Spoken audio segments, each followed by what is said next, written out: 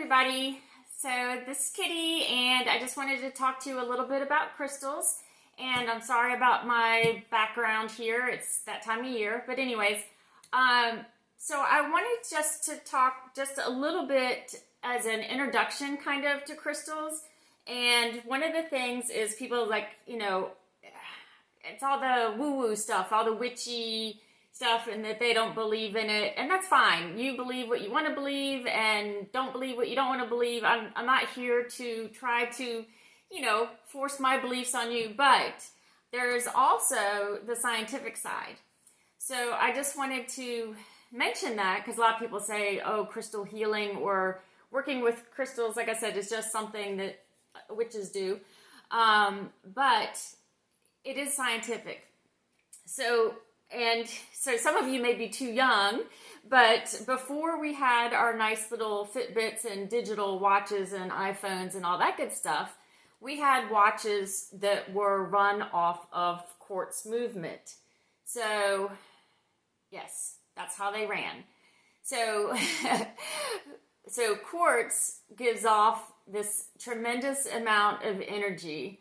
And so watchmakers would take parts of the quartz and put it in a watch, and when you the more you compress quartz, the higher the vibration is. So, but just sitting here like this, there is a vibration.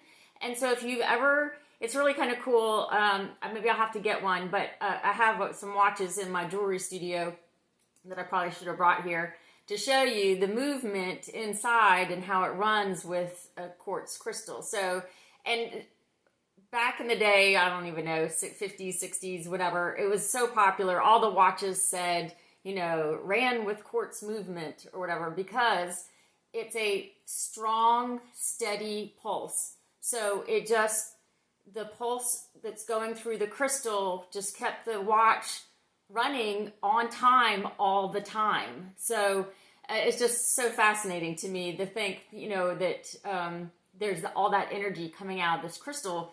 And just like us, it's made up of atoms, and all those atoms are moving around, and, so everything has some energy flowing through it.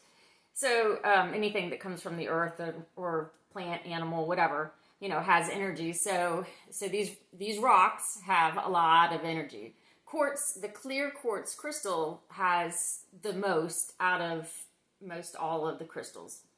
So that's why you will hear people use quartz crystals so much in what they're doing.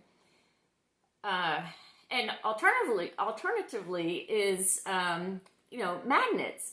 So everybody knows what a magnet is, and I should have had one here, but so a magnet again has tremendous force. You have a negative and positive, just like you do a battery. So you have that, either it attracts or it repels, and where magnets come from the earth. Okay, so they are again a stone or crystal. Now you can take and you can make certain things you can magnetize it, but the original magnets were just right out of the ground.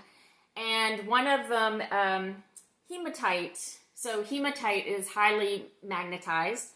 And is also, so it's used in repelling or attracting, depending on how you're using it. So anyway, so that's a little scientific background on some crystals. So I just wanted to share that with you. For those of you that just kind of on the edge about not really knowing about crystals, and hopefully that will maybe excite you to get into learning a little bit more with me. And it's amazing how our earth provides so much, and there's so much that we don't know ourselves, and I just love learning every day the new possibilities and things that are right around me that I never, I just took for granted. I thought, oh, it's a pretty rock, but to have that energy flowing through it is very forceful. So anyways, thank you so much for joining me today. I really appreciate it. Bye.